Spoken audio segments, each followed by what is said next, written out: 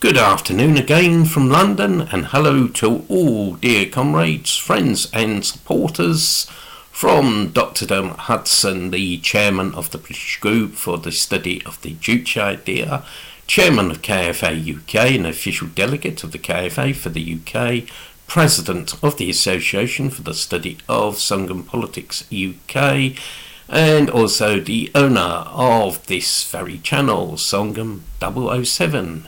The voice of Songun and Juche in the UK, militantly defending people's Korea with no ifs or buts. And last weekend I travelled up to Stoke-on-Trent in Staffordshire to visit our KFA UK branch in Staffordshire, which is one of our local branches, our regional branches that we have. We've had several meetings in Staffordshire, in Stoke-on-Trent over the years, and they appropriately called a meeting on the subject why socialists should support the DPRK. Which is I think, a very important subject because the DPRK does not get anything like the solidarity it should from the British left. That is a very plain and stark fact. It's not given solidarity by the British left, and neither is KFA UK. I mean, we really should be given more support from the British left, and different parties and groups should be throwing their weight behind us. So this is the talk I gave to the excellent meeting, which included young people. So here we go. People's Korea, which is referred to as North Korea in the mainstream media, is the target of a continuous, intense and industrial scale campaign of vilification and demonisation by the establishment and their overpaid hired hacks in the mainstream media. Indeed, referring to People's Korea as North Korea is a way of belittling the DPRK and its achievements. Historically, before 1945, there never was a quote-unquote a North Korea or a quote-unquote South Korea. I always use the term People's Korea or Socialist Korea. Using terms like North Korea and South Korea do not reflect the fact that Korea was artificially divided by outside forces, principally the US. In fact, a US colonel, Dean Rusk, later become a leading US politician, drew a line with a ruler across the map of Korea, and that's how Korea was divided. And also such terms do not reflect the fact that different social systems exist in the north and south of Korea. The socialist system in the north, obviously, and in the south the neo-colonial comparador corrupt capitalist system, and because South Korea is also occupied by US troops. Yes, it is occupied by US troops, and it is a puppet regime and a colony of the US. And in fact, I think you cannot stress that enough. South Korea is a puppet regime. The term People's Korea is a good one, reflecting the fact that it is a people-orientated state. And of course the term Socialist Korea reflects the fact that it's a socialist country, a country with a socialist system. This is why socialists support People's Korea with no ifs or buts. Major Ernesto Che Guevara, the famous Cuban, Argentinian revolutionary, visited People's Korea in 1960 and said it was the socialist country he liked the most.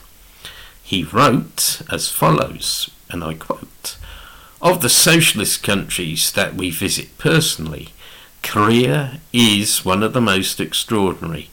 Perhaps it is the one that impressed us most of all. Nearer to home, a delegation of British Labour MPs, headed by William Wilson, who was the Labour MP for Coventry South East, visited the DPRK in October 1979. Now, of course, it was a different world then, and I don't think today you would ever get any Labour MPs visiting the DPRK. Anyway, to continue, Wilson wrote, and I quote, "In Pyongyang itself, the streets were wide and tree-lined.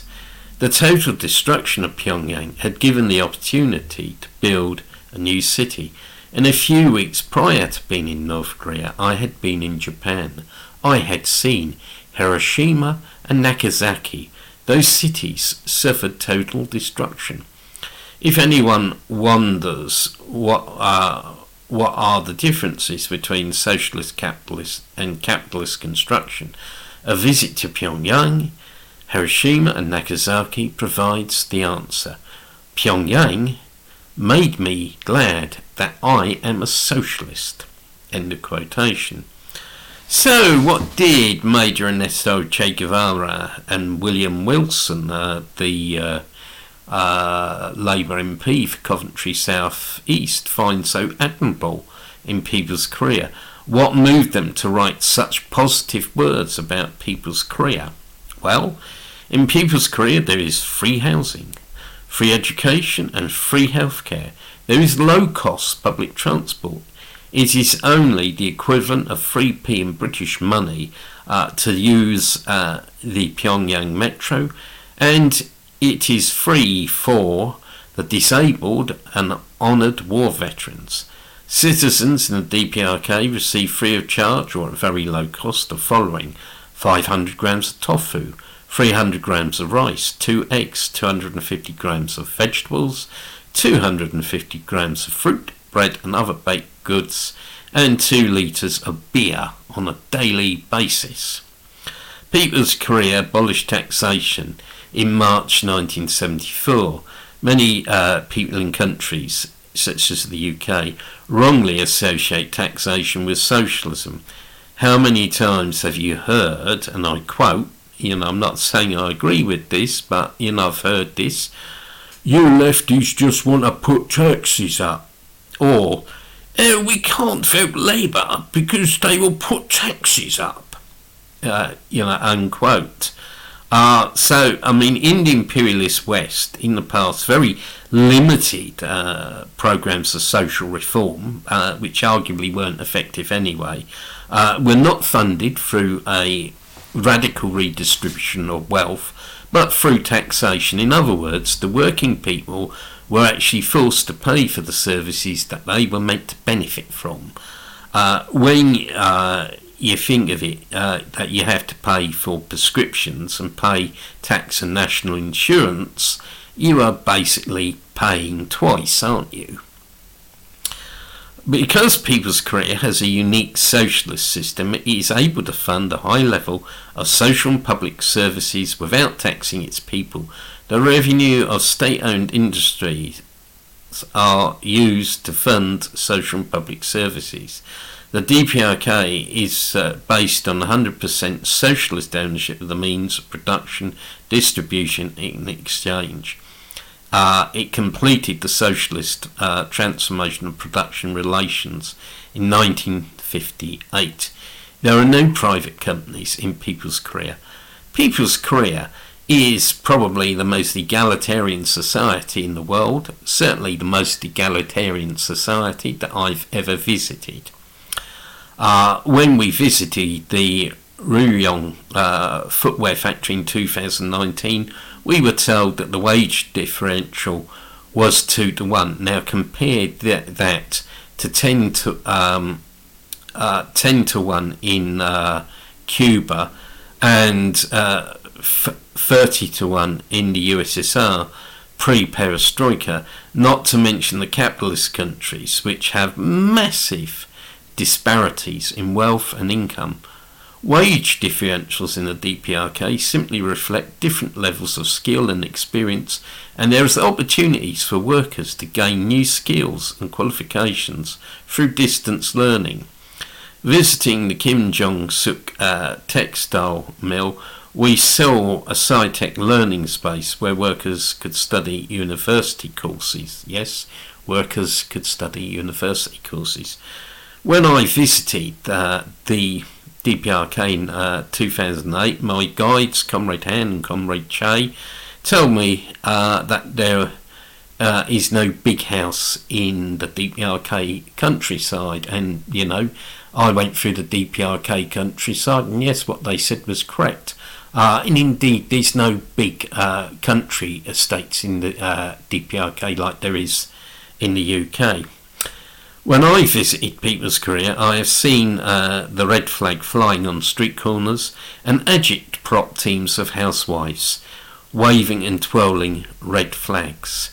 People's Korea is one of the few countries, maybe the only country in the world, to uphold the red flag of socialism. So to conclude, Socialists should defend People's Korea with no ifs or buts. And I would sort of also take the opportunity, to appeal to socialists, anti-imperialists, communists and leftists to join and to support KFA UK and the British Group for the study of the Juche idea. Thank you for listening and for your kind attention today. If you're not already a subscriber to the channel, Songun 007, please consider subscribing, and also to our affiliated channel, Korean Friendship Association of the UK. And please share content as much as possible from this channel. In fact, can you do us a favour and share this video, this talk, as much as you possibly can? And you can support us by donating. You can donate to KFA UK.